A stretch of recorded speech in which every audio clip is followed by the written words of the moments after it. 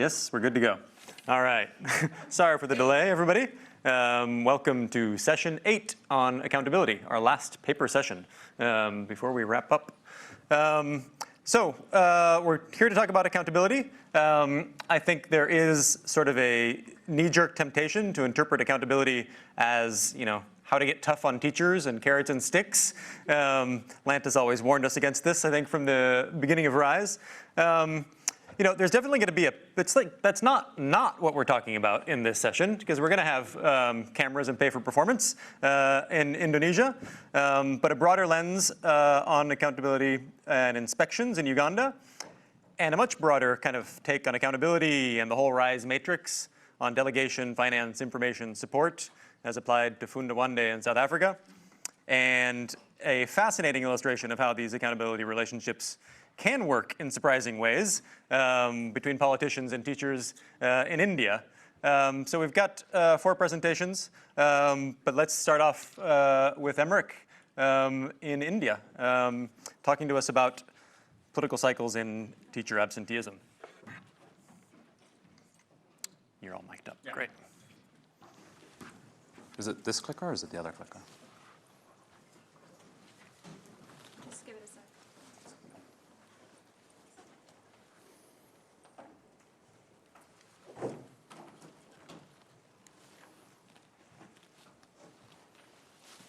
Oh, fantastic. Oh, there we go. It's all working.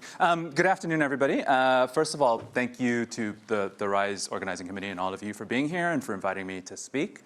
Good afternoon to everybody in Abuja as well. My name is Emmerich Davies, and I'm an assistant professor at the Harvard Graduate School of Education. I'm going to make 2 apologies. Actually, I'm going to retract an apology to wherever Juliet is. It was a premature apology to him for not actually ending on a positive note, and he didn't end on a positive note, so if he's not going to follow his own rules, I don't have to either. A lot of you have come up to me today and said, haven't I seen you present this before? And the answer is yes, yes. I'm a one-trick pony, so apologies to all of you who have. And for the rest of you, I hope this is interesting. So I'm going to talk about the effect of electoral cycles on teacher absenteeism in India. So this is going to be old hat for a number of you, but just to go over it, the problem of absenteeism is chronic. Public sector workers in low and middle income countries are often absent.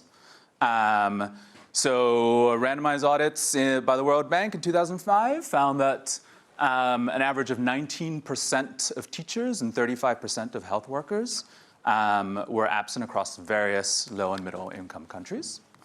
Within India, which is where I'm going to be focusing my talk on today, that varied from 15% in Maharashtra to 42% in Jharkhand. So both tremendous variation across space in terms of countries and space in terms of states within India, so a lot of subnational variation there. And then for teachers specifically, when they're present, aren't actually teaching, right? From the similar set of studies, they found that when teachers were present, only 50% of teachers were actually engaged in anything that we might recognize as teaching activities. Right? And this is expensive. A study of the fiscal cost of this in India estimated that it costs about $1.5 billion a year to the public purse. I'm glad that Dave did this, so this is my too long do not read. From today, what I'm going to show you is that government school teachers in India are more likely to be at work the year before elections. I'm going to take this to mean that there's political pressure from politicians on teachers to show up to work so that when voters ask, what have you done for me lately, politicians can say, well, I made the teacher show up. And this actually has real effects on, I'm not going to use the word quality, but on test scores, and recovers some of the money lost to absenteeism. Okay. The empirical puzzle around the political effects of elections on absenteeism, at least to me, it is ex ante unclear what the effects of elections might be on absenteeism. Justin said it was surprising. When I first started this, I thought it was surprising. Then I thought about it a little bit more, and I think it's actually ex ante unclear. What we find is a decrease, but we could just as well expect an increase in absenteeism. This is a little trite, but there's strong evidence of political interference in and of the bureaucracy generally and the teacher labor force specifically in South Asia and India specifically. So ex ante unclear whether absence would be higher when political attention is likely to be higher. This could be because, well, teachers are often tasked to be election monitors. They campaign for political parties. Lewis, I saw him somewhere, was talking about teachers' unions. They independently campaign for their preferred candidates. In India, they can both hold political office while also being teachers at the same time, which seems problematic for showing up to work for both of them. But we care about teachers, right, for their role as teachers right now. So we would think that proximity to elections would lead to higher levels of absenteeism, right? Could also be lower. There could be increased monitoring by politicians around election time. There could also be increased monitoring by mid-level bureaucrats, and we see evidence of that in some places. One could work directly from the politician to the teacher, and the second one could work from the politician to the bureaucrat, then increasing their monitoring and their sanctioning of teachers. Right? So what I'm going to try to do today is explain variation in absence across time and space, and incentives to monitor frontline functionaries. So just regurgitating this a bit, teachers are embedded in larger networks of political accountability. They both respond to political pressure from their principals, politicians, mid-level bureaucrats, parents, although I'm going to show that the only channel that is functioning is the politician channel, not the mid-level bureaucrat or the parental channel. And they're independent political agents of their own accord. They have an interest in seeing their preferred political candidate win power. They have an interest in mobilizing to get people to vote for that candidate. They have an interest in voting for that candidate, right? So then I'm going to show that politicians could exert strong control over teachers when they are incentivized to do so. So in a context with myopic voters who only look at things that have happened more recently rather than things that happened a long time ago, politicians are then incentivized to pay attention to public service provision close to the electoral period. And then this also has spillovers for service provision quality, right? So I'm going to talk a little bit about the data source. I'm sad that Blair Reed was not able to present earlier on today. The public good is because her work is brilliant. The selfish reason is that she uses the same data set, and we've worked together to clean and put this together. And she could have explained all about it to you. So now the task is mine. I'm going to use the DICE, the District Information System for Education, school report cards, which are self-administered yearly school report cards that each school has to fill out. Every registered school in India has to fill this out. So it's almost a census of all government schools. Definitely an undercount of private schools. I'm going to use some of that data, but you should keep that in mind when I'm presenting those results. And we also have the geographic location of each school, the precise geographic location of each school. And this is also thanks a lot to the work of Andy DeBarros in getting this, so I should shout him out for helping us a ton with this, and teacher attendance. This results in 1.3 million government schools and 500,000 private schools, and data from 2006 to 2018. This is 10 million and 3 million school year observations, respectively.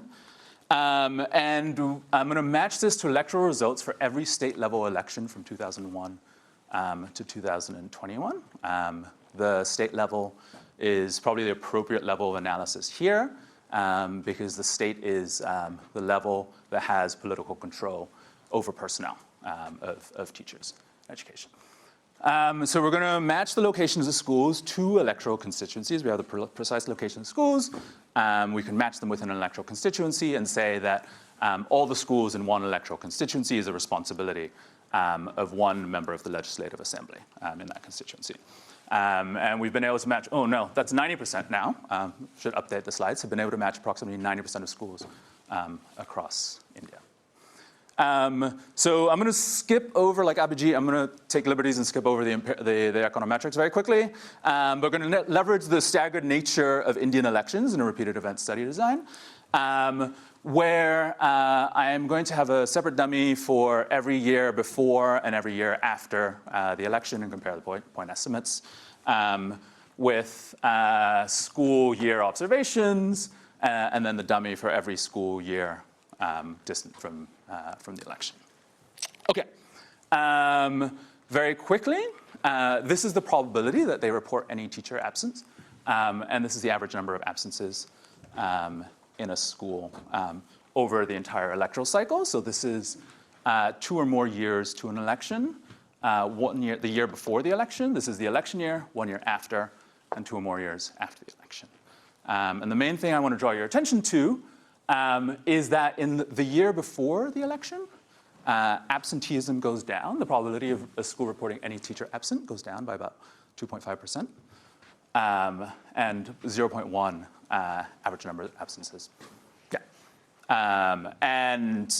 So this doesn't seem like a lot, and this is much lower than randomized audits. This is perhaps unsurprising, given that this is self-reported data. I will talk about, I'm not going to show you, some robustness checks using a different data source that might give us confidence that this is actually something real going on. And then turning to the data in the private sector, we're going to repeat the same analysis in the private sector. As I said, an undercount of schools in the private sector. But the largest ones, the most visible ones, the ones that if we think the politicians can exert an influence on the private sector, these are the ones we'd most likely to see results in. And if results are spurious, we should probably see similar electoral cycles in private sector. We don't, right? So no evidence of an electoral cycle in the private sector. Okay, I'm going to talk through some mechanisms in my remaining time and some data concerns. If you actually want to see them, I invite you to read the paper. I'm going to post a link to it at the end of my slides. So one mechanism, where there are fewer competitive parties in a constituency, you result in greater decrease in absenteeism. All right? This part is slightly counterintuitive. You would think that electoral competition would lead to a greater decrease in absenteeism because there's greater pressure on politicians. What I take this to mean is that it is easier for teachers and politicians to strike bargains when there are fewer people on one end of the bargaining table to bargain with, right? When there are fewer people to negotiate accountability relationships with, it's easier to make those credible over time. So if you have fewer parties in the constituency, you see a greater decrease in absenteeism. As I said just now, electoral competitiveness and a match between the ruling party at the state and constituency level do not lead to reduced absenteeism. Right? Data concerns, I replicate this with a separate cross-national. This is a one-shot cross-sectional data set, the Indian Human Development Survey, the IHDS. Finds similar rates of absenteeism there. That was a randomized audit, although it's cross-sectional, it's one period of time, so we can't leverage the staggered nature of elections, but it gives some confidence that what we're picking up is real. And then decrease absenteeism, improve service quality using the same IHDS. I'm going to very quickly show you results on test scores in government schools and private schools. The takeaway is that test scores go up the year after, in an election year in government schools. Test scores do not change in private schools. So test scores go up, and then they come back down again. And in private schools, they do not change. Right? And presumably saves money. Back of the envelope calculation, and the decrease of how much reduced absenteeism times the wages that teachers make saves about between 36 and 75 million, depending on your preferred estimate in the paper. So my conclusions: teachers far more likely to be present in the year before in elections than in years further from elections. Suggestive evidence that when it is easier for teachers and political parties to strike bargains, absence will be reduced. And then, Julius, this is my retracted apology to you. The question for us is how to extend these incentives over the entire electoral cycle. My answer to you right now is a big shruggy with that. Thank you very much. If you're interested in reading the full paper, this is the shrug.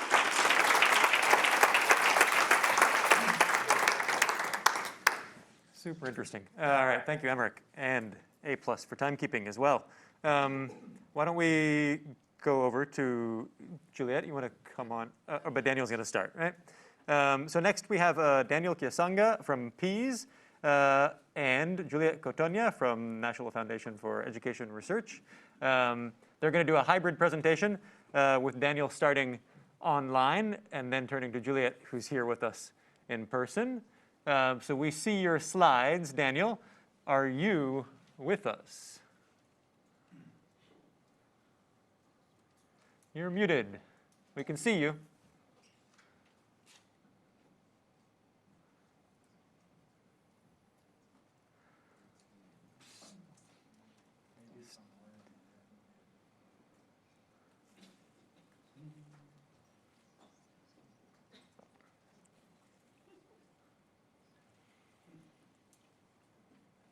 Still no sound.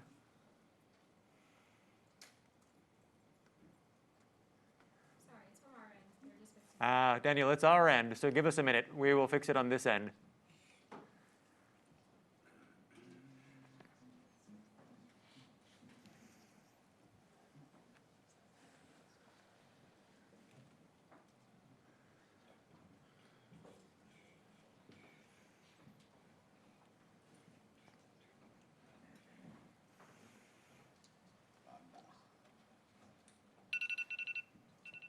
Your time's up, Emmerich, if you'd like to sit down.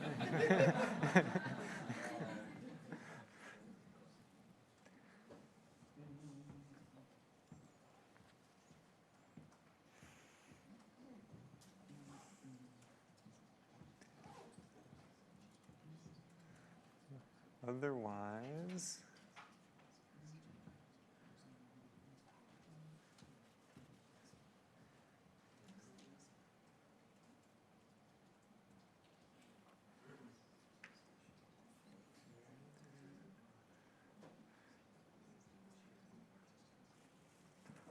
let's see if we give up.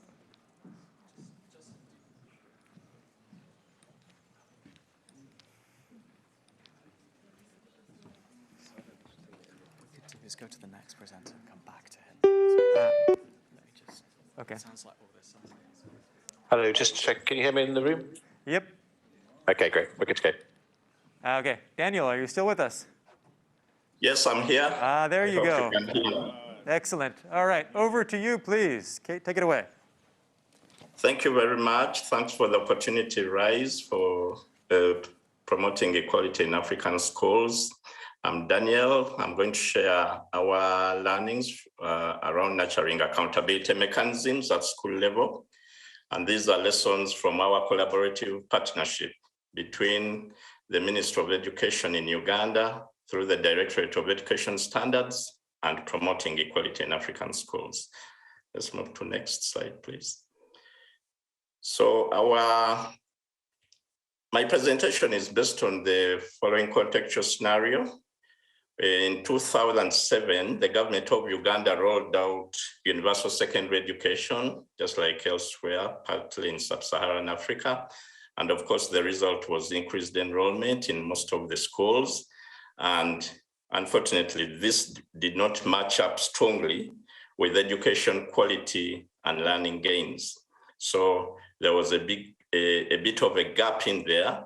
And this forced the government to think around improving inspection approaches and the post-inspection process in schools, though this did not come up to speed either, though that's when promoting equality in African schools now thought of coming in a collaborative partnership with government. Let's move to the next slide, please.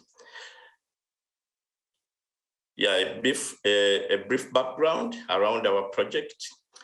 Promoting equality in African schools, in short, PEAS, is not for a profit organization. We aim at increasing access to quality secondary education and not please to the most vulnerable communities, not to those who have it, who have easy access to it, but to those vulnerable communities, especially where access to secondary education is a challenge. And we run a network of 35 secondary schools, 30 in Uganda and 5 in Zambia currently, though growing yet. And our available evidence shows that our unique approach to school support and improvement at least has delivered good results. And some of those results we are going to share with you. On the other hand, the Directorate of Education Standards is a government body which is responsible for ensuring quality across the education institutions.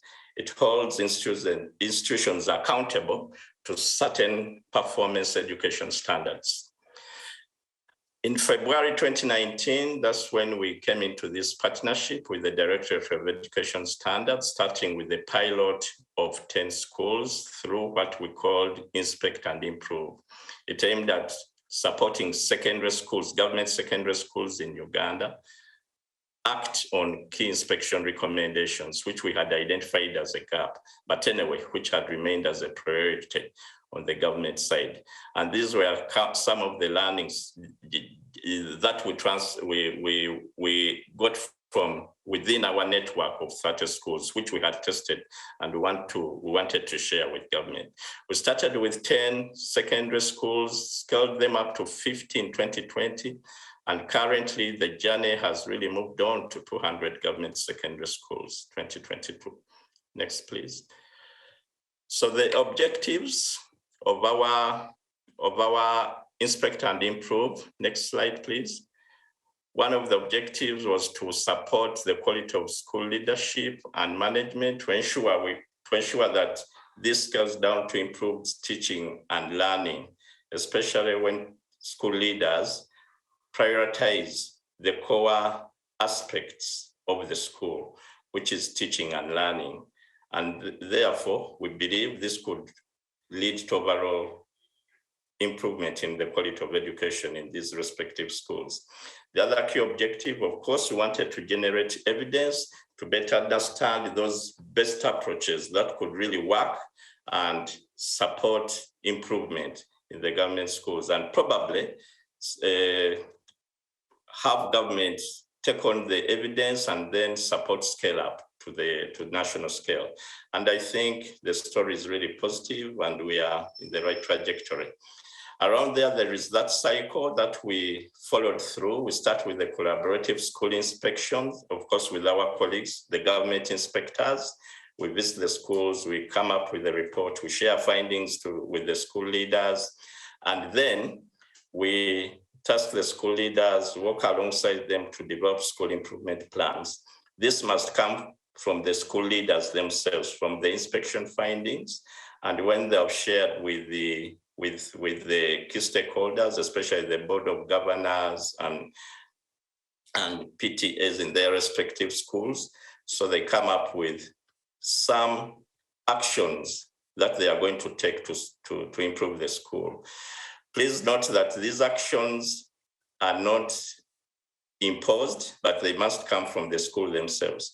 And we've implored school leaders to focus only on those actions that are within their means, that can improve school learning outcomes, not lamenting on what they don't have. That has been key to our approach to school improvement. Then we move alongside the government inspectors to track school improvement and monitoring support. We try to support them alongside. Next slide, please. So in all, the role of accountability, which is the core of this presentation, there is no doubt that school inspections can really support school improvement because they really provide the basic information and data, if handled well, for school leaders to leverage on this information to make informed decisions about school improvement. At least it supports extremely for them to focus on what is within their means to improve the quality of schools. And then this combines with our model, which focuses on continuous support and holding them accountable. We emphasize the school leaders owning the process of school improvement. We want to make it as enjoyable as possible, but not a fault-finding mission as it used to be in the conventional approaches to school inspection. But now that has changed. It is a supportive process, and along the way, a supportive school improvement journey, which they enjoy. And when the results come, we're able to enjoy the fruits of the school improvement journey. Therefore, the Inspect and Improve program, really the combination of our partnership with the Directorate of Education Standards, and then our follow-up support, helping school leaders to own it and share their key learnings, has really helped us to build trust within each other and the other stakeholders. And together, we move towards school improvement and achieving our school improvement performance targets. I'll now hand over to my colleague, Juliet, from the National Foundation for Education Research. I know she's out there in Oxford. Please, Juliet, over to you. Thank you. Thank you, Dan. So I'll just share a bit of reflections, starting with the methodology that we used. So we sought to assess the changes in the quality of leadership and management practice, and looked at the sample of 10 schools, which in itself was a limitation in the sense that our findings were not representative in many ways, but that's essentially what the scale of the program was. The program has eventually scaled up since we conducted this particular evaluation, and we've now gone on to begin a learning partnership with the organization. So we sequenced the qualitative data collection. So we started with the quantitative data collection using an adapted world management survey methodology, which many of us might have interacted with through previous RISE papers, and then followed that up. So we looked at that in order to understand the changes in the quality of leadership and management, and then looked at it in greater detail in order to examine what those changes look like and what was driving those. So what did we find? What did our evaluation tell us about school management? There is a growing body of evidence, growing literature around this area, but still many questions remain with regards to exactly what are those factors, what are the incentives that drive positive changes in management practice for school leaders. And so one of the things that we found was that there's emerging evidence that the intervention that we evaluated in particular was successful in improving the quality of leadership across all the areas of this quantitative tool, the World Management Survey. So what does that tell us? That tells us that the interventions like I&I, therein lies some of the incentive structures. This is what those incentive structures could look like that could drive those changes to positive management practice. We also found that there were perceived changes in perceptions towards inspections, perceived changes in attitudes towards classroom observations. For instance, we have quotes from head school leaders mentioning that because of the increased attention to monitoring and supervision, teachers come up to them and say, I would like you to come and conduct a classroom observation. And then from the inspectors that we interviewed in the case studies, the school leaders, we have quotes from school leaders saying that they are no longer seen as auditors with regards to the perceived changes in perceptions towards and attitudes towards the inspection cycle itself. We also identified that nurturing strong working relationships is very critical and essential to operationalizing and really delivering on what accountability should look like at the school level. Then we also found that the school improvement planning support, which is really sitting at the center of what this model, the PEAS model of improving schools looks like, that in itself emerged as the most effective mechanism or incentive to drive changes in school management. What that tells us that, essentially what we're saying is that this is, again, one of those, this is an example of what that could look like at the school level, that school inspections have an additional step from there. And this is simply an illustration of how we understand, based on what our evaluation found. This is the how of what that culture, how they nurtured that culture at the school level. So in green, you have the support mechanisms that are integrated, and this is a wide range of mechanisms that is really a fusion of activities that have been co-created by the Directorate of Education Standards in Uganda and this non-state sector actor peers, alongside peer head teacher support. And then you've also got what we looked at, for instance, the skills that head teachers need for successful supervision and monitoring, people management as an area. So when we looked at the results in general, we found that people management as an area and monitoring and support were the areas where school leaders reported or demonstrated the highest improvements at the end line. And then we also saw that some of those results were also reflected in looking at what was reported, again, perceived changes self-reported by the teachers, that there was increased attendance among teachers, improved teaching quality, and here, we see this as one of the ways that you find that there is potential to make a link to improved learning environments. I'd like to bring it to a sort of a wrap-up by reflecting on the highlights of what did we learn. So peers as an organization is a non-state sector actor. What have we learned about adapting accountability systems or models that have been tried by non-state sector actors? And one of the things that we learned was that one, this is a very essential one, strong leadership by the duty bearer. We heard over and over again yesterday that this should remain at the core of the dialogue that goes on in our sector anyway. That strong leadership, that's really what we want to be continuing to do. But in this particular pilot in our evaluation, that came out very clearly, particularly within the case studies. When we asked school leaders, what are some of the questions, when we sought to understand what do you think, what were the enabling factors that helped you adopt changes? And it's partly the recognition, and that brings me to the second one, the credibility of partnerships. It's not partnerships for the sake of partnerships, which is sometimes what happens, right?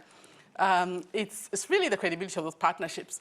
How, peers, there is, studies that have been done on the model of peers and their approach, and the comparative advantage in particular, and school leaders were aware of this because this was a pilot that was conducted in government schools. That peers schools were recognized as schools that were better managed and had comparatively, considerably better performance, and they recognized this particular experience, and then obviously the mandate. Then the culture and mindset shift is an important thing. So we have to displace the culture of punitive inspections. So in order for increased management practice to lead us to school improvements, it's a very, very critical factor that we hand over that ownership of that change to the school leaders. So I'll hand over to, because we've run out of time, I'll bring it to a close. Thank you very much. Perfect, well done. Excellent, thank you for managing the handoff, and apologies for the technical difficulties. All right, we're going back online again for our third presentation. Let's see if the technical gods are with us this time. Dewi, Susanti at World Bank Indonesia. We can see. Hi. Yes, you're there. Excellent. Yes. So we can see your slides and we can see you now. Welcome to Oxford, and the floor is yours. 15 minutes. Thanks, Justin. Hi, everyone. I wish I could be there in person, but unfortunately, the visa card was not on my side. But fortunately here, there's the technology card is working, right? So I will be presenting on behalf of my colleagues, Yue-Yi, Sharon Lumbanraja, and Usha Riyanto. I think their selection for me to present here was purely seniority-based. So all the merits and credits should go to my younger and better skilled co-authors, as well as all the Kiat Guru implementation and research teams some of whom are joining online. Next.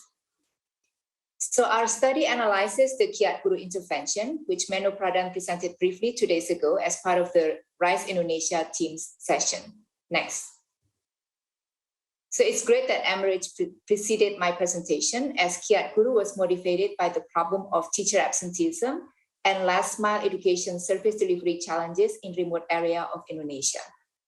One of the reasons is because it is cost and time consuming for school supervisors to monitor these schools. And a video that was shown from Sierra Leone yesterday kind of like resonate with the situation in remote Indonesia. So what we see here on this slide is that the baseline survey in 270 schools showed a 20% teacher absenteeism rate, with students being 2 grade levels below the curriculum standard. Next. So Kiat Guru implemented a social accountability mechanism, or SAM in short. So it started with a citizen-led diagnostic learning assessments that were based on Asser and Wesso's models. The benchmark results were shared in a village-wide meeting. Teachers and parents developed a bottom-up service agreement to improve learning environment at school and at home. Based on this agreement, a teacher-specific scorecard was developed, and it must include teacher presence as an indicator. Parents and community members also elected a user committee to monitor teacher service performance based on this scorecard. And then a monthly meeting was held to discuss the progress on the service agreement and to share the user committee's evaluation on the scorecards. So these results were reported monthly to the government at various levels, village, district, as well as the national government. At the end of the semester, the pilot facilitated another diagnostic learning assessment, and service agreement and teacher scorecard indicators could be amended. Next. So the social accountability mechanism was combined with 3 different treatments to motivate teachers, utilizing a government-provided teacher remote area allowance, or TRA in short. This allowance amounts up to 1 times teacher's base salary, and we work in schools with at least 3 recipients of this allowance. So the first group implemented SAM only, which included a soft social reward and sanction for teachers. We also paid the TRA in full for eligible teachers, independent of performance.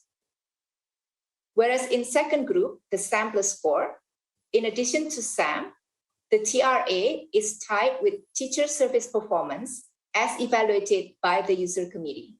So if a teacher receives a score of like say 93, then she will get like 93% of TRA for that month. Whereas for the third group, SAM plus CAM, in addition to SAM, the amount of TRA was tied to teacher presence, which is recorded using an Android-based camera application. TRA was cut when teachers were absent, with teacher leave permits being verified by the user committee. Teachers whose attendance fell below 85% a month did not get TRA for that month, but otherwise the amount of the allowance is based on their percentage of presence in school. In the control group, eligible teachers received TRA in full, independent of performance. So as Menno shared, the RCT finds that the SAM plus CAM is the most effective in improving learning outcomes, with an effect size of 0.2 standard deviations, higher than the control group, and double the SAM and SAM plus score. So if you want to know more about the details of the RCT, the paper has been published as the World Bank Policy Working Paper, or you can ask Menno about it in person. Next. To illustrate the Kiat Guru result qualitatively, a village caterer from a SAM plus CAM school said that, quote, previously it was 8-9 timing. Teachers arrived at 8 o'clock and went home at 9. Now there's been improvement. They are on time and their students' ability have also improved. Next. So in this paper, we examine Kiat Guru with a coherence lens, which I will explain in a bit. Next. We analyzed data from case studies in 9 schools and process monitoring and quantitative survey from 203 schools, which included student learning assessments and teacher service indicator scores. Next. And if you can skip this one, thank you. We look at whether Kiat Guru improved the coherence of accountability relationship using the RISE accountability framework. Next. Yes, we look at 3 different understandings of coherence. Next. First, we look at coherence for learning compared to alignment with goals not directly related to learning. So we analyzed 13,000 service agreement indicators that was developed at the beginning of the implementation and compared this to their amendments after 1 semester. We found that service agreement indicators became more coherent towards learning compared to the baseline. Next. Second, we look at general coherence between accountability relationships in the sense of how principal and agents view each other. So we analyzed qualitative interviews to identify whether stakeholders' perception towards others have changed over time and become more coherent between relationships and towards learning. So compared to the baseline, we see here, there's like the stakeholder have reduced their negative as well as mixed views towards the others and become more positive, and some providing additional support for student learning. So in the right-hand side, we see so the yellow bar, that's like the SAM plus SCAM that's showing a bit more like of a positive support for student learning. Next. But in this presentation, we focus more on a 3rd type of coherence, which is coherence within the community-school relationship, or what RISE would call the voice and choice relationship. Next. I know that Lan thinks that 5 by 4 is too complex, but it helps us frame 5 different elements of accountability relationships. Delegation, or what do principals, in this case community, want agents, in this case schools, to do. Finance, or what resources do communities provide to schools. Information, or how do communities know that schools are performing. Motivation, or how does teachers' well-being depend on performance. And the last one is support, or how is the accountability relationship strengthened. Next. We found that SAM plus SCAM was most effective because it made the community-school relationship more coherent, going row by row. So if you look at the delegation, so all 3 treatment arms had clearer delegation through the service agreement indicators. This is better compared to the control group, which had the national minimum service standards that are often not socialized at the local level. Whereas for finance, all 3 treatment arms had additional and variable amount of time, effort, and money coming from parents, village government, and communities because of the intervention. For information, all 3 treatment arms had better information on learning outcomes and implemented community monitoring. The SAM plus SCAM also had cameras, which improved the objectivity of the evaluation. Whereas for motivation, all groups received the teacher remote area allowance, and the 3 treatment arms had social rewards and penalties for teachers. In SAM plus SCAM and SAM plus core groups, the TRA was made performance-based. Whereas for support, all 3 treatment arms provided capacity building for communities, and the village government issued decrees to give authority to user committees. And we think the camera provided additional authority to SAM plus SCAM user committees. Next. So we think the support was in the form of additional authority to SAM plus SCAM user committees. As these interviews highlighted on the left side, although the user committees were officially appointed by the village government, parents still feel they don't have the right to evaluate teachers, and teachers may undermine their evaluations due to their lower social and educational status. Whereas on the right-hand side, the camera actually provided evidence for teachers' presence. And I quote, "Teachers are more scared of the cameras than of the user committees, especially because it is connected to their allowance," end quote. So the cameras didn't just improve information, but also support the user committees. Next. We think that the additional support is important, particularly if we look at the context of the local power dynamics. So as evident from these statements, a school leader pointed out how humiliating it was for teachers to be evaluated by people with lower education level. Some of them were like their ex-students even. But they must submit because they considered this a government program. Whereas another teacher considered the camera as an oppression of teachers. Next. We also look at an alternative hypothesis, whether SAM plus CAM was more effective because it had better information. Next. We think that this probably wasn't the main driver because information quality wasn't necessarily better in SAM plus CAM schools. So the scatter plots show the improvement in teacher service indicator scores weren't associated with improvements in student outcomes.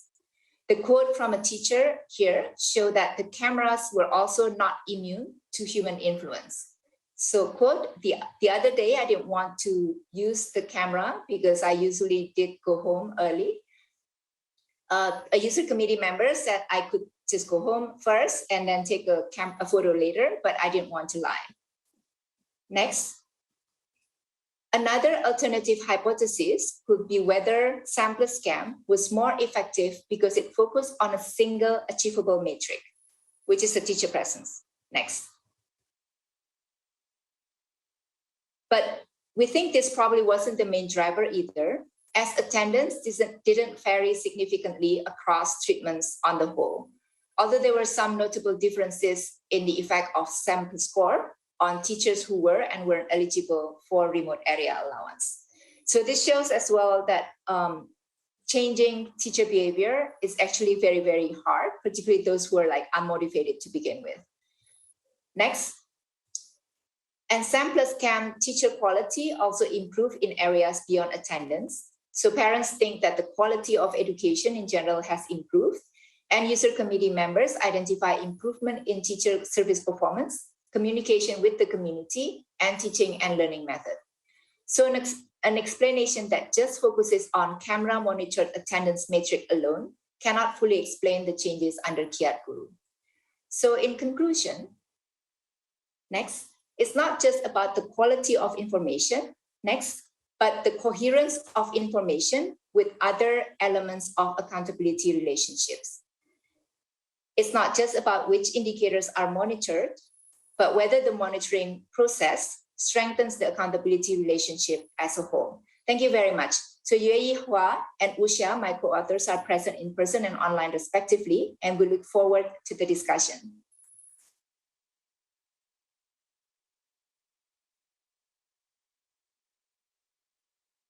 In under time and super interesting and clear slides. Thank you very much. And we'll come back to you in a few minutes after the next presentation with Q&A. But let's go over to Jason. And we have his slides up. All right, Jason Silverstein is going to, from the RISE Directorate, is going to talk to us. Three different ways of thinking about systems. Yeah, exactly. I'm going to try. Oh, you have the clicker. Thanks. Thanks, Jason. Right. Great. Hi, everyone. Thanks so much for having me here and for sticking it out to the bitter end. I'm really glad Dewi went before me, although I'll reveal why towards the middle end of my presentation. All right. So, yeah, let's see. This is joint work with my two great RISE colleagues, Michelle Kaffenberger and Marla Spivak. And basically, the key contribution of this paper is to pull together three concrete ways to analyze if education systems are coherent around learning, and then apply each approach to show how it might inform action. So this follows from two main kind of preoccupations of RISE. One is the learning crisis, and second is systems thinking. This idea that education is a complex system with many moving parts and many potential purposes it may pursue, which has big implications for accountability, right? If we want to hold the system accountable, we might not be able to do it in a piecemeal way, and we need some way to understand how the system works together. I think the challenge has been to kind of move from this conceptual idea to kind of concrete or empirical approaches, like things you can do. And that's what we try to illustrate or make some progress on. So the first approach, I'm going to go through the three approaches I'm going to try. The first approach is learning trajectories. Learning trajectories show the dynamics of learning as children progress through school. So instead of focusing on learning as an outcome, they're looking at the process of learning that leads to that outcome. These are learning trajectories we built from the MIC6 data set. So what you see is the percentage of children who have foundational reading skills in each grade in primary school. Foundational reading skills was measured here by could a child read aloud a simple 70-word story and then answer 5 simple questions about it. So I don't know if you consider that a high or low threshold, but it was designed specifically to measure SDG 4.1.1.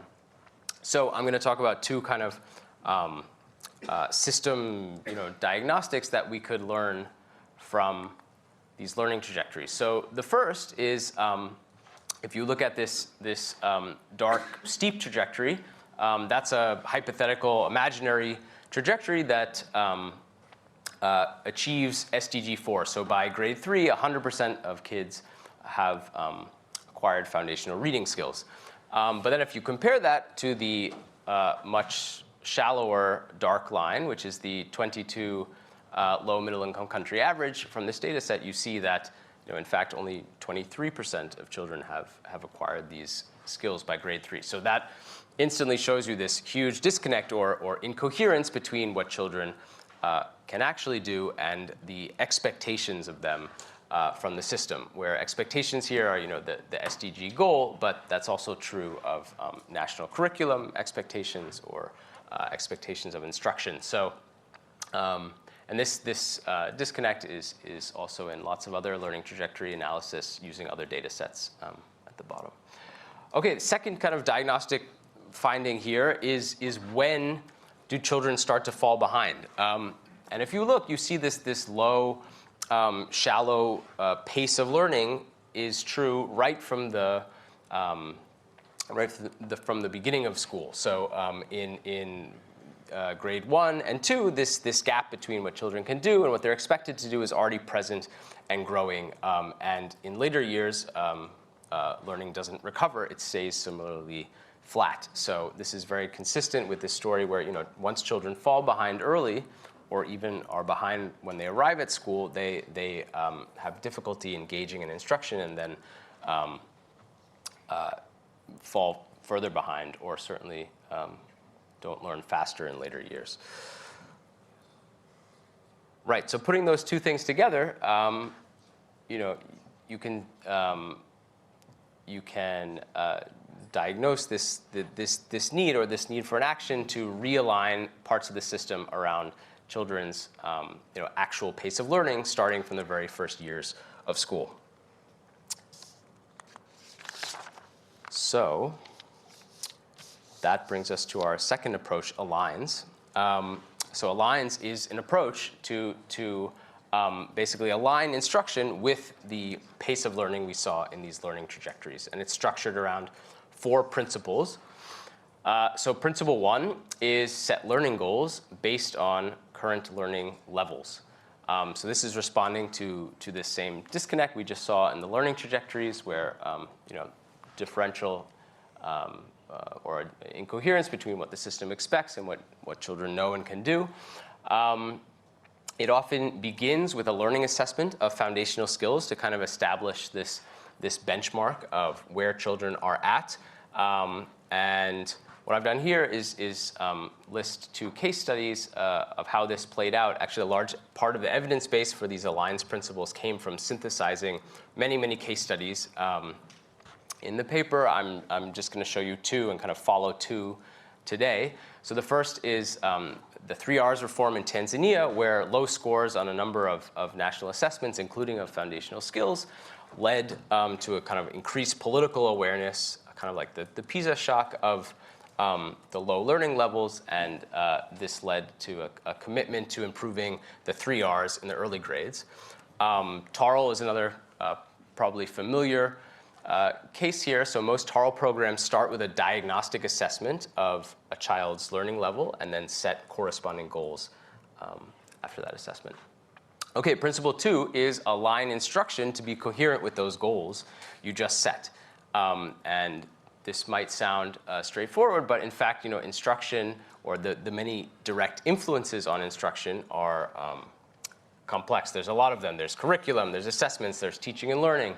And the problem is these components are often poorly aligned with learning goals and poorly aligned with each other. So just to give an example of this, really great work from Juliet and Michelle applying the surveys of enacted curriculum, kind of gives you a quantitative estimate of the actual misalignment between curriculum, exams, and instruction, both in terms of what topics are covered and the depth to which those topics are covered. So Tanzania provided a good example of how to actually go about following principle 2. So to pursue those 3R goals that they set in the early grades, Tanzania streamlined its curriculum in the mid-2010s to focus 80% of early grade instructional time on the 3Rs.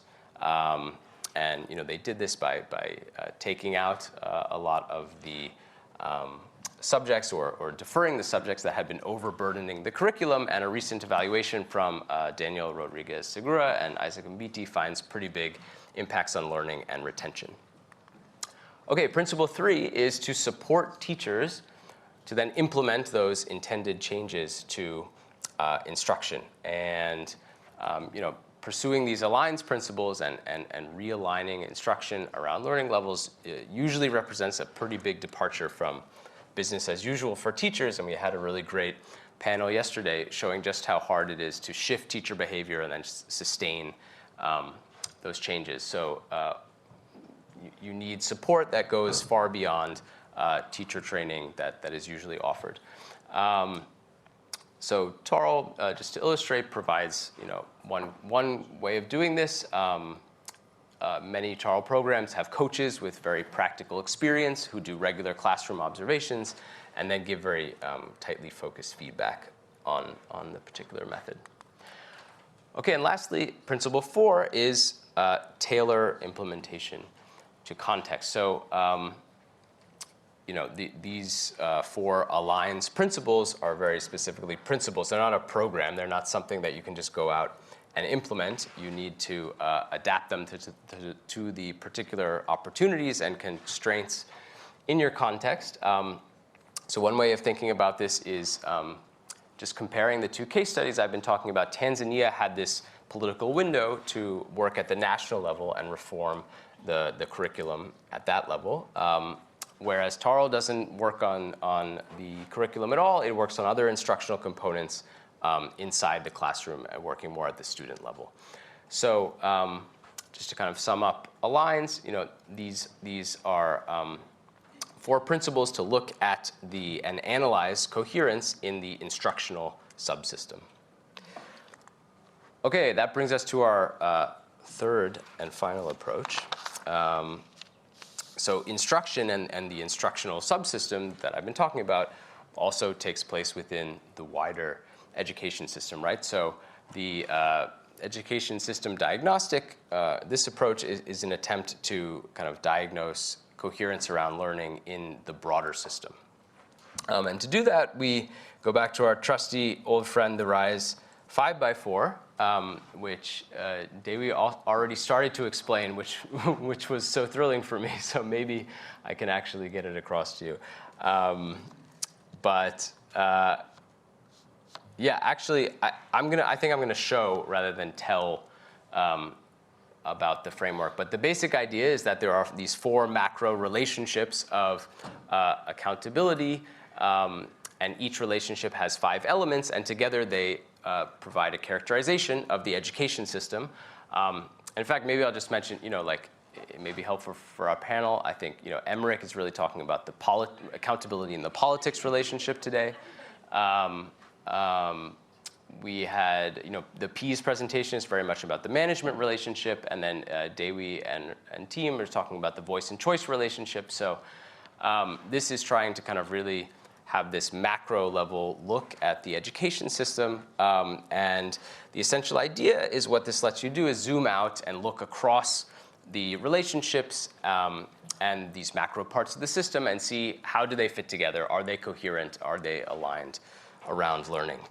So to get some traction on applying this framework, we use it in a kind of unusual way, I think, to analyze a program called Fundawande and map out this narrative of how Fundawande achieves success by taking a systems approach. So Fundawande is Nick's ball here. Nick's ball is one of the founders of Fundawande. Great. Maybe it's good he's not here. I can make something up then. So Fundawande is an NGO in South Africa with the very catchy goal of 100% of children reading for meeting and calculating for confidence by 2030. So it's very focused on foundational skills. One thing it does is support. It offers instructional materials, teacher training, and coaching on how to teach foundational skills. And this could have been all Fundawande did, but they did a number of other things. So alongside this, they recognized a need for affordable student reading materials. So they made open source anthologies of reading materials that schools could purchase. So instead of just working in this support row, like many projects might, they also worked in this finance row. And they also did a number of other things. So they strove to make sure that their program was very consistent with the goals of government. So they ensured all the materials and training they did were aligned with the curriculum, which allowed the government to kind of sanction those materials. And they also worked in this compact column through a lot of advocacy to higher levels of government to get buy-in for setting clear goals around foundational skills and getting this authorization for Fundawande within the system and kind of take up within the government system.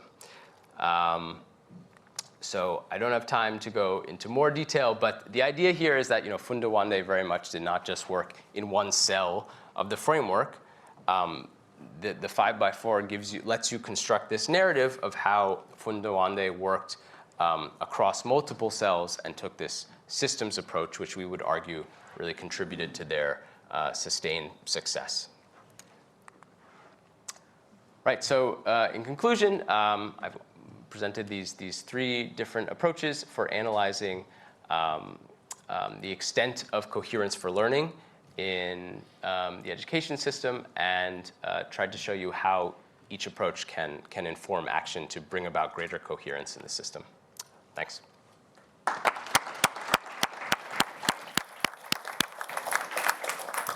Great, and ahead of time. Excellent, thank you very much, Jason. Why don't we get everybody, all of our presenters, back up front.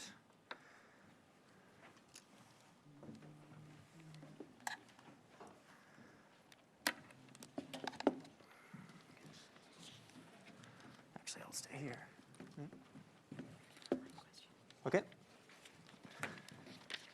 And let's go ahead and start off with the one online question we have.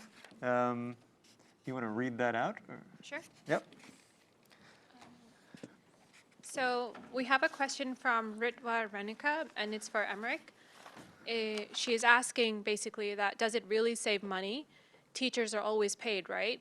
Maybe just that you get more value for money before the elections. Okay, hold on. You're not allowed to answer that yet. In the interest of time, I'm gonna take some rounds here. So let's start here. My question's for Emmerich as well. So between the political parties and teachers, I would assume that the political parties might have more to lose during the elections, and they might depend on teachers to campaign for them and put in a good word in the communities. So I would think that what kind of incentives do you think teachers have during this electoral cycles for them to be less absent? Because my assumption is that teachers might actually have the upper hand during this cycle. And I'm going to put a moratorium momentarily on questions for Emmerich. Questions for somebody else? Yes. Great panel. Quick question. Well, maybe not. So for Jason, I love the way you use the 5x4 and you have the 20 cells and you show that you're dealing with more, with like 5 or 6 of the cells. And I don't know if this is a question for you or Nick, but he's not here, so. How did they know that those were the 5 cells where the intervention was needed, right? So I see that what you're saying is like, if you're dealing with more than one cell on some level, you're taking a systems approach. But how did they know this is where we need to go and that the other cells are cool or they're not that important or whatnot? Okay. One more. I hope you guys remember. Yes, here on the end of the row. Okay, thank you. I had my own, but I'll just do a supplementary to his. Otherwise, my own was going to be, since the evidence suggests that internal accountability at school level is very important, I think that the facts already exist, the research already shows that internal accountability is more powerful than external accountability. So how should finance or governments apportion their efforts and investment when it comes to internal versus external accountabilities? But otherwise, the question I want to put following on his is to do with the 4x5 matrix. To say, to what extent would you be saying you are using the systems approach? Are you looking at working on 2 cells only or 5 cells? Or so if someone is dealing with just 2 cells, is that still a systems approach? If someone is dealing with all the cells, so what's the threshold? Thank you. Okay. And before we go back, shall we make an attempt to go to our colleagues in Nigeria? I don't know if there are questions in the queue from Nigeria. Yes, my question is this, based on the idea of sustainability and accountability that is being focused on in the last few papers, I want to ask either Daniel or Juliet. So how do you intend to ensure that the stated objectives and the procedures are followed so that the inspectors do not make the process eventually become a master-servant relationship for the school leaders on the long run, which was where you were coming from, I guess, from your presentation? Okay. And I'm going to abuse the chair and add one for Dewi before we give people a chance to come back, which is to what extent, we have to take you on your word here, but to what extent do you think you could have hypothesized this story before running this RCT? I mean, ex post, you had qualitative interviews to populate which of these mechanisms was working and which of the interventions was more effective. Were any of these hypotheses in place beforehand, or are we dealing in ex post rationalization of what happened here? Okay, with that, why don't we start with Emmerich and move down the line? Did they really save money, Emmerich? Yeah. Okay, so that's the camera that we're looking at. Yeah, sorry. The short answer is yes, you're absolutely right. It doesn't really save money. It's just a slip up in language. It's just the money that was already paid to them is now actually being used for the purpose, which is teachers showing up to work. So yeah, apologies for the slip up in language there.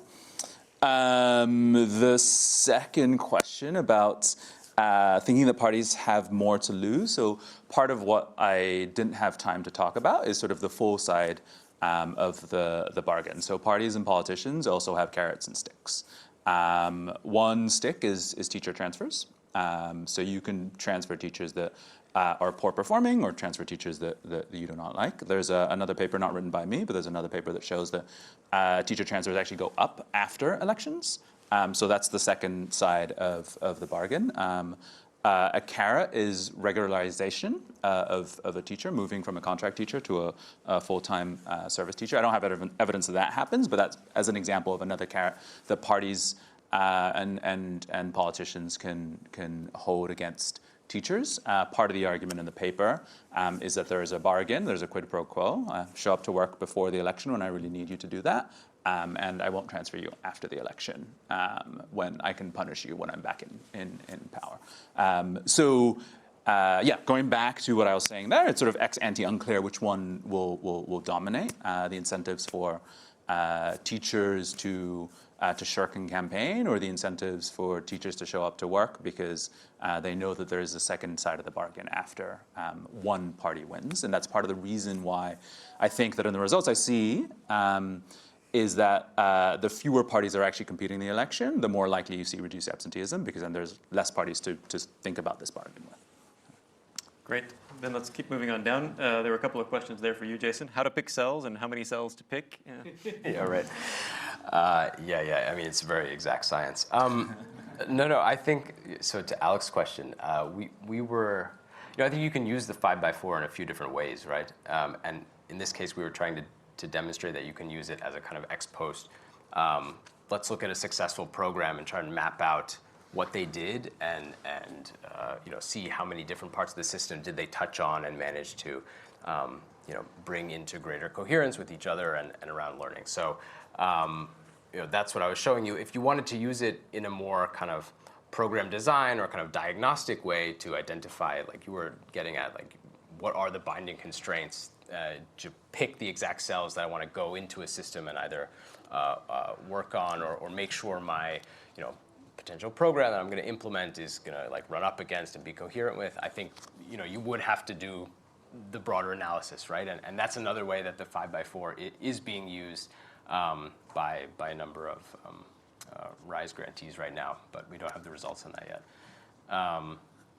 Yeah, and the other question, like how many cells? What's the minimum number of cells to be systems thinking? I mean, that's a tough question. I think it's the idea of a critical mass. Like I think a lot of project or projectized work really stays within one cell, and that's where we know it really falls short.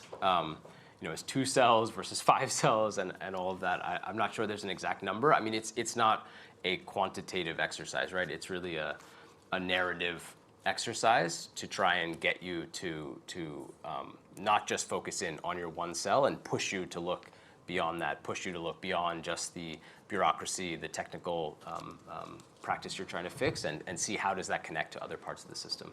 But yeah. Great. I don't know if Juliet or you want to defer to Daniel to defend the power dynamics in the Pease model. Do you want to take that? No, that's right. I reckon Dan would certainly have better reflections on that. Could you take that, Dan?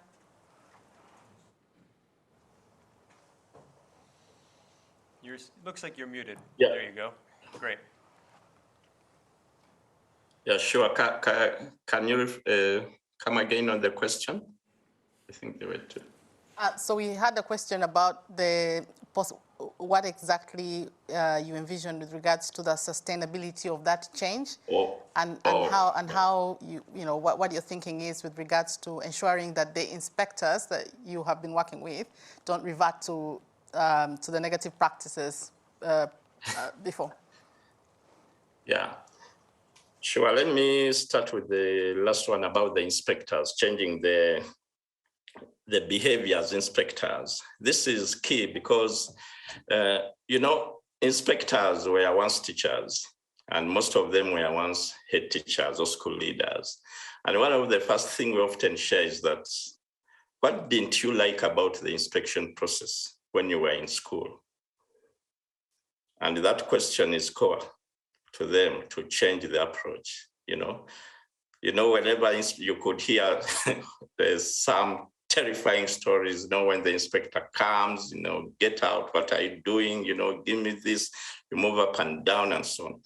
So we take them through what a supportive inspection process is, what really makes change, what can transform a school leader into a better leader who's going to create change, who's going to lead improvement.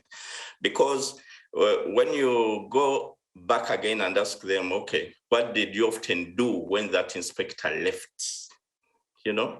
Of course, I was greatly relieved that they've gone. That is the focus.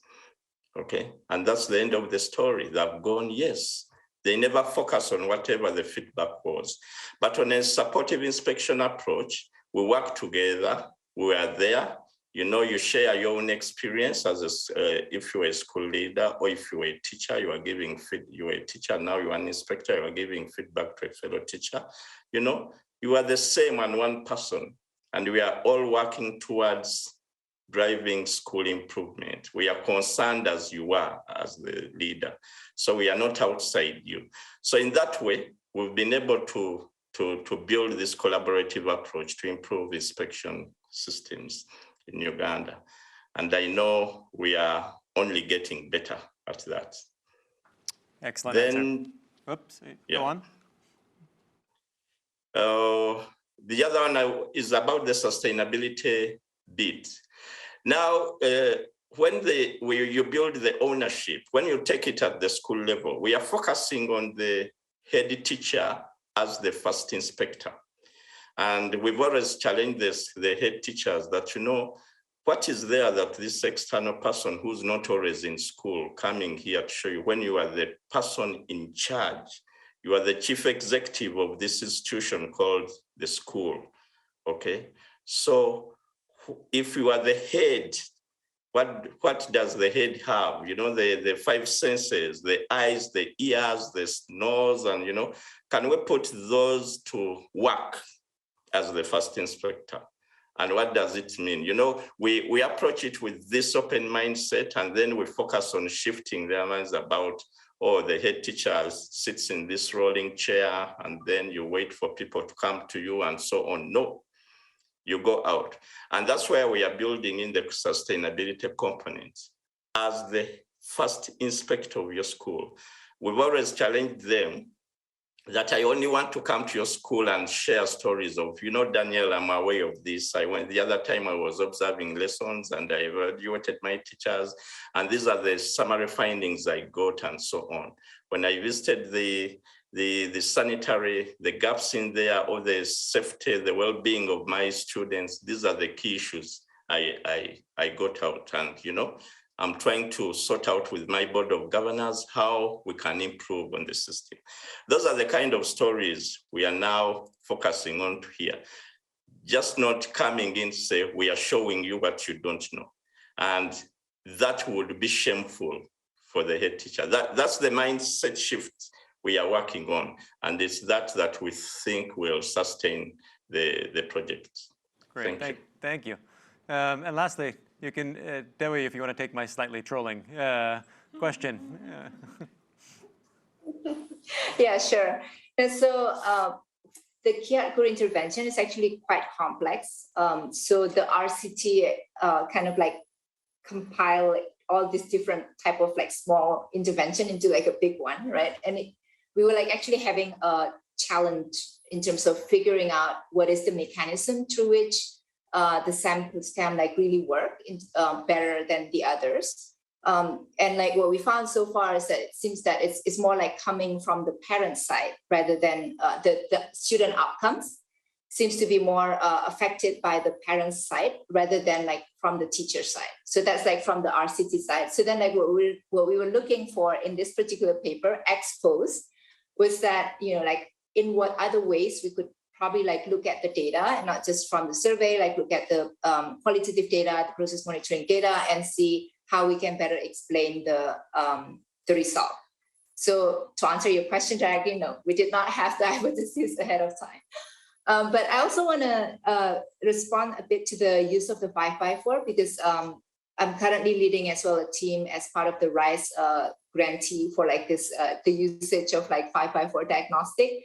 And in my current role in Global School Leaders, we're working with our partner Pemimpin in Malaysia to try to use this diagnostic tool as a way to see in what ways the school leader in Malaysia are actually like being able to focus on teaching and learning within the system.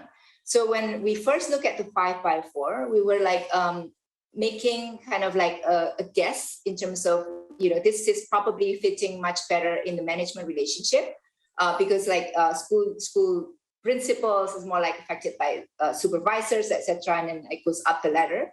But we were also thinking that it might be useful to look into the voice and choice relationship. So that's how like we use the 5x4 and like make our initial hypothesis.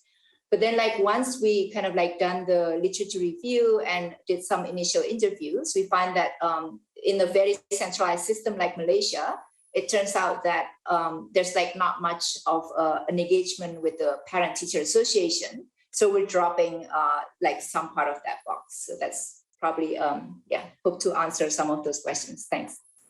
Excellent. Let's see if we can squeeze in one more. There, Jonathan. Oh, that's Luis. Yes. Yeah. More like a comment and somewhat facetious. You said you need 4 cells. At a minimum of 4 cells in the 5x4. No, and that's facetious, but there's a point in that it cannot, by definition almost, be a systems relationship or a systems intervention if it only has 1 row. Like if it only has support and there's no quid pro quo expected for the support, then it's elementarily not a systems intervention. And if it only has 1 column, a little less strongly so, but it's probably elementarily not a systems intervention. So that's why 4 is, 2 columns and 2 rows. You've got to have at least some cells in there. That's a bit facetious, but it's making, I'm being facetious to make a point. All right. I was asked to make sure we stop at 5 for the final wrap-up speeches. So, I mean, what I heard, some positive, I'll give a positive spin on Emmerich's findings. There is a means of accountability there. As you said, we just have to find out how to marshal it in normal times. Maybe the politicians do know how to get the teachers to turn up if they want to. We heard, I think, quite, optimistic stories about public-private partnership for inspection in Uganda that's not just about accountability in the carrots and sticks sense, but about support and constructive feedback working. I think Dewi taught us a little bit about the role of objective information serving an empowerment function that otherwise the communities didn't feel empowered to kind of control the teachers, but that objective information helped them do it. And then, I think we've been at this for several years now. We're still trying to see if we can find a unifying conceptual framework that brings it all together. And I think that effort will continue. But thanks for that walk through our current efforts, Jason. Thanks to everybody for sticking it out. And thank you to all of our panelists for their contributions.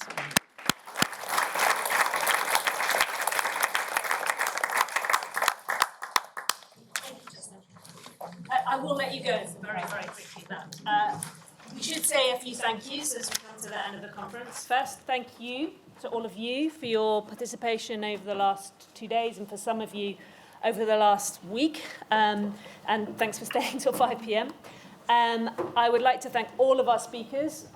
As Lan always says, we learn something from every paper every year, and I think that's true again this year, so thank you to all the speakers.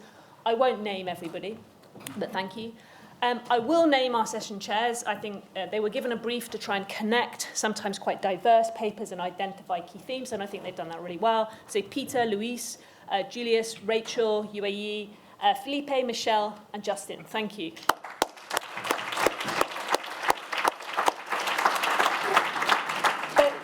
Their job wouldn't have been possible had it not been for an enormous amount of work behind the scenes.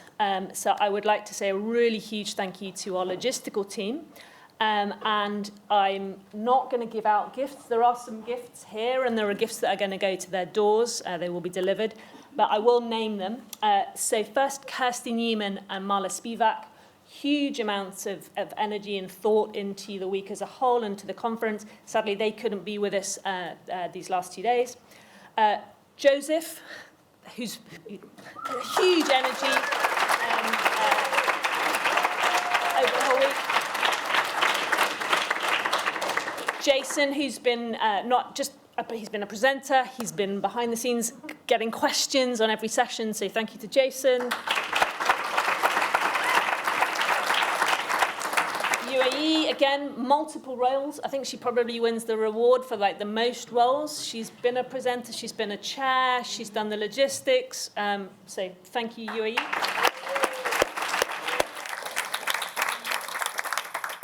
Similarly for Rusty, where is Rusty?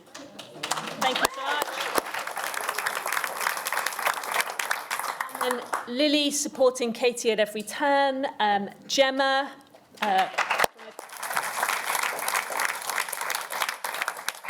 It's been one, I'm not sure if she's still here, but one of our timekeepers, similar to Visita.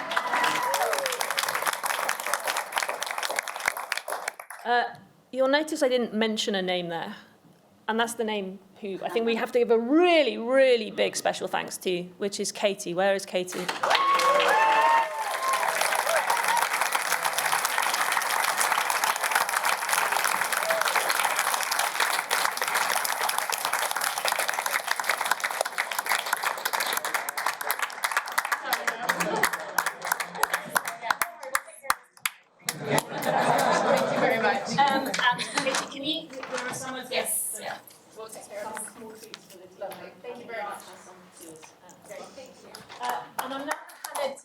Say something deeper, I think.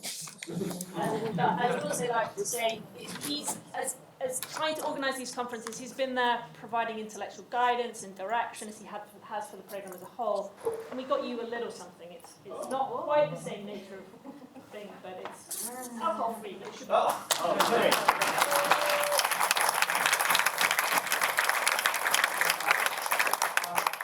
be. If Claire could stay up here. One of my key and most important strategies as a manager or a leader, and I use those, my fingers as like either of those for me, is laziness. I figure laziness means I delegate and then trust they'll do a terrific job.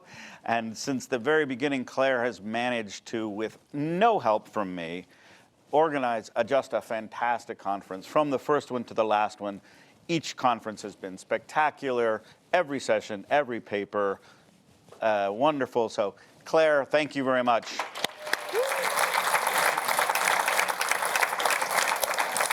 Those are beautiful. There you go, it's like this. And then the champagne to spray all over everything. We don't have that.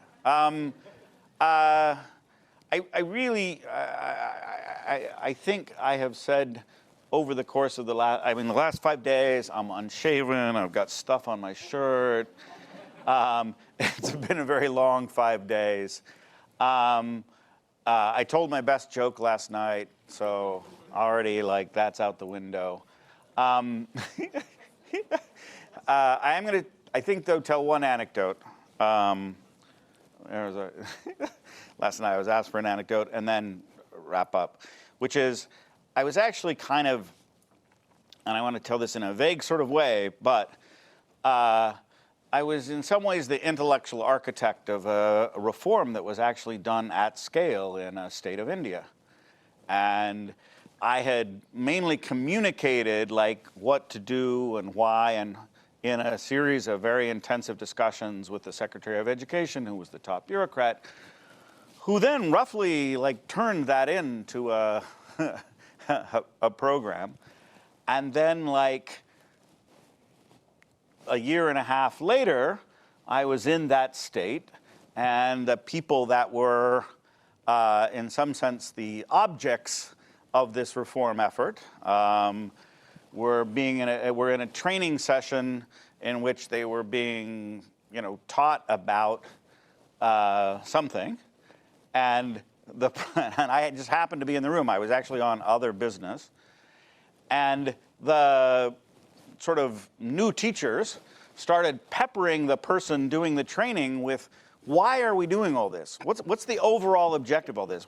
Who decided? How does this make sense, right? And complaining about various aspects of it. And the person responsible for it, like, literally had no answer. Like, he had no idea in how to respond to a question of why are we doing this? Why is this fair? Why is this good? How is it going to produce better outcomes? And as I was saying, I think my first thought was like, well, this isn't going to work. Like, unless people have actually understood why they're doing it, at least at the level of the people implementing it, and so And then secondly, just as a sort of, I finally intervened. And I said, well, I think, they were like, this is in India, there's this Westerner sitting in the back. And I raised my hand and they were like, what the hell? They didn't even know who I was. And I said, well, I think that maybe it might have been that the purpose of this was, and I kind of tried to explain the rationale of what was going on. And there were two reactions. One of them was like, well, that makes sense. Oh, I'm glad that sort of starts to make sense of what's happening. And then the second reaction was, who the hell are you?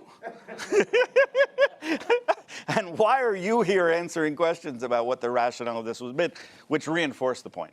So one of the things we have tried to create through the RISE program is a dissemination of a common understanding of a common endeavor so that if anybody asks, like, why are we doing this? Why are we focused on this?